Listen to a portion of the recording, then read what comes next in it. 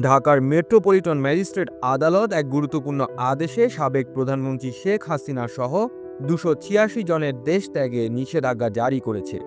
অভিযোগ উঠেছে তারা জয় বাংলা ব্রিগেডের জুম মিটিংয়ে অংশ নিয়ে অন্তর্বর্তীকালীন সরকার উৎখাত ও রাষ্ট্রবিরোধী কর্মকাণ্ডে জড়িত ছিলেন। বৃহস্পতিবার আদালতের পেশকার মোহাম্মদ জাহাঙ্গীর সাংবাদিকদের এই তথ্য নিশ্চিত করেন। জানা গেছে, মামলার তদন্ত কর্মকর্তা সিআইডি সহকারী পুলিশ সুপার মোহাম্মদ এনামুল হক আদালতে আবেদন জানান যাতে চার্জশিটভুক্ত আসামিরা কেউ দেশ ত্যাগ করতে না পারেন। বিচারক আবেদনের পরিপ্রেক্ষিতে ওই আবেদন মঞ্জুর করেন। প্রসঙ্গত, আসামিদের মধ্যে কেউ দেশে আছেন, আবার কেউ দেশের বাইরে অবস্থান করছেন।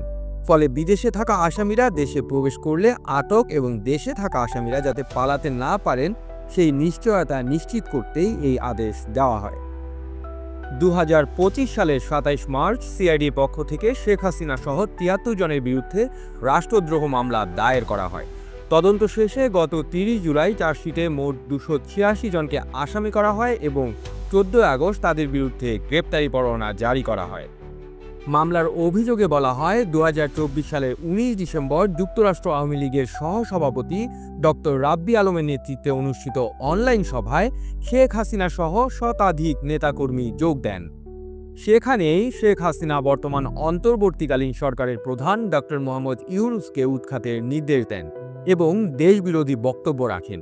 প্রশ্ন উঠছে, এই ধরনের ভার্চুয়াল মিটিং কি শুধু রাজনৈতিক মতামত প্রকাশ, নাকি সত্যিই রাষ্ট্রবিরোধী কার্যক্রমের অংশ? আদালতের এই সিদ্ধান্তের ফলে দেশের রাজনৈতিক অঙ্গন কোন দিকে মোড় নেবে সেটাই এখন দেখার বিষয়। আপনারা দেখছিলেন প্রতিদিন সকাল।